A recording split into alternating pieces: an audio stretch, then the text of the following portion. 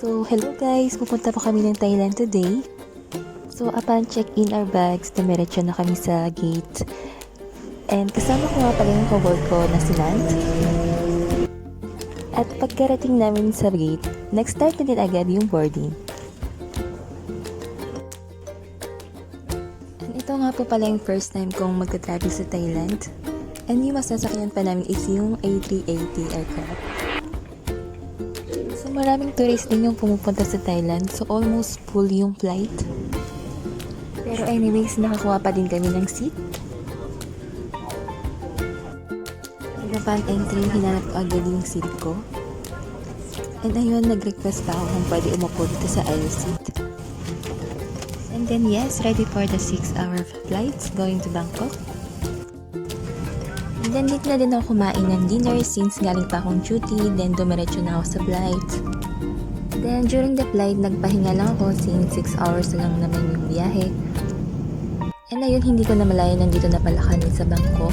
Dumating kami dito ng 8 AM. And ayun, touchdown na po tayo dito sa Suvarnabhumi Airport, Thailand. Hello. Welcome to Thailand. Free Wi-Fi.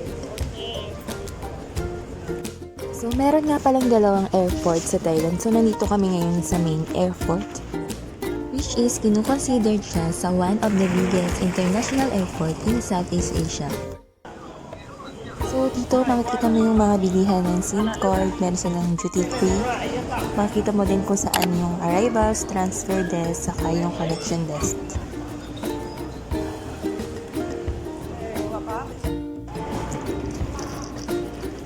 Ngayon, papunta na po kami sa immigration.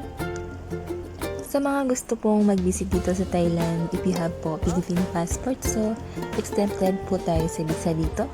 And ngayon, pagkalabas ko pala ng airport, maraming pagpipilian na SIM card. So, ayun, una namin ginawa is bumili ng SIM card.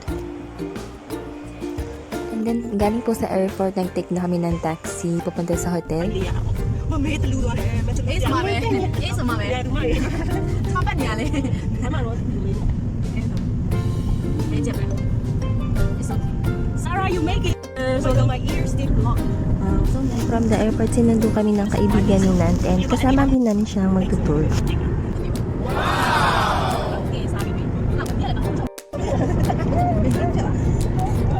So, habang tinitingnan ko yung view sa labas, napansin ko na parang may pagkakatulad siya sa Pinas.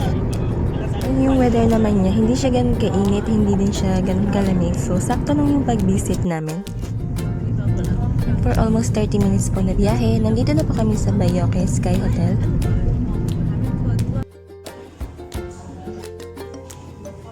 And upon arrival po, nag-check-in muna kami sa hotel and iniwan muna namin yung luggage namin since 2 PM pa talaga yung start ng check-in and maaga kaming dumating dito, 9 AM and ayun, nag-decide muna kami lumabas para kumain ng breakfast and mag-ikot-ikot na din.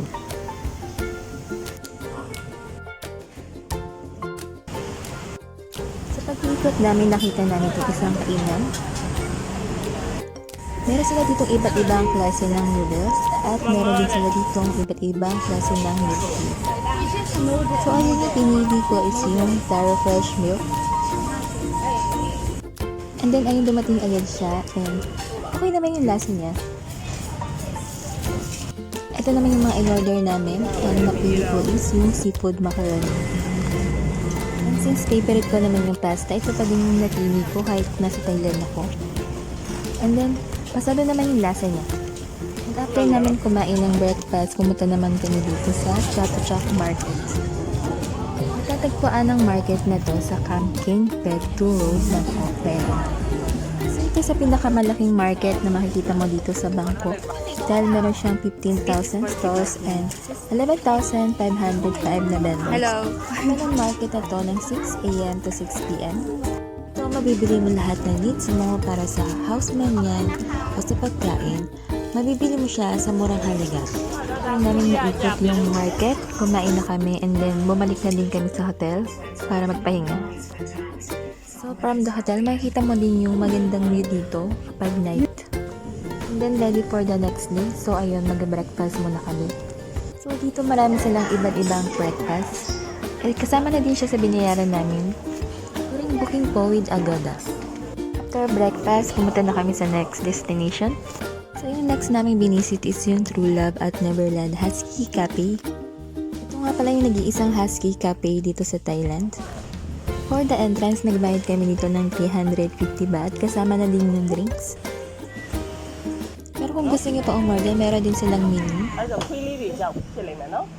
So dito makikita nyo, meron silang iba't ibang klase ng breeds. Meron silang 20 Siberian Huskies, meron din silang Japanese Akita Dogs, and Australian Shepherds.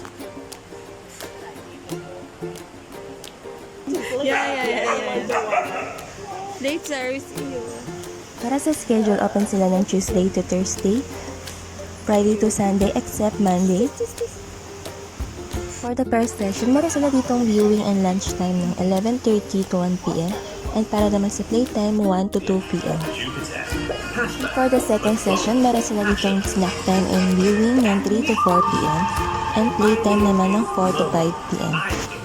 So after namin manood ng videos for safety rules and reminders para ma-handle yung husky, so it's time to play with them. come on, guys. Alright, look. Hi. Right, okay. Hi. So dito meron silang high standards ng sanitation and hygiene. So para sa mga dogs, kailangan talagang i-take off yung shoes bago pumasok and mag-hand sanitize ka muna. So ito yung first interaction ko sa mga husky and masasabi ko talaga na super enjoy kasi well-trained sila and sobrang cute pa nila.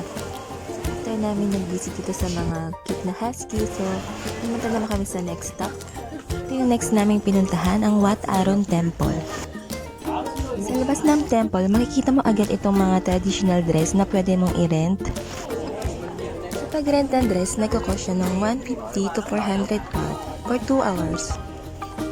And ayun, nag-rent din kami ng dress. So, kasama na din yung photographer.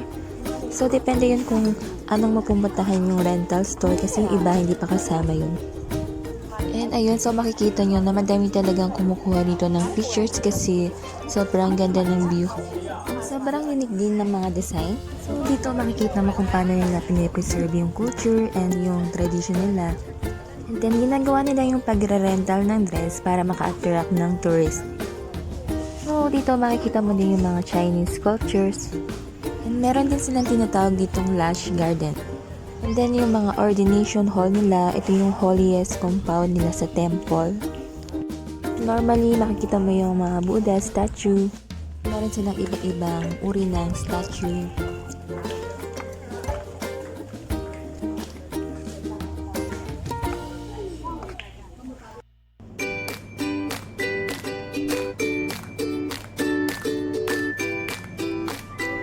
At kahit ilang days lang kami sa Thailand, na-enjoy namin yung memories, experience, and bondings. And thank you so much, Thailand. Hanggang dito na lang aking video. Maraming salamat.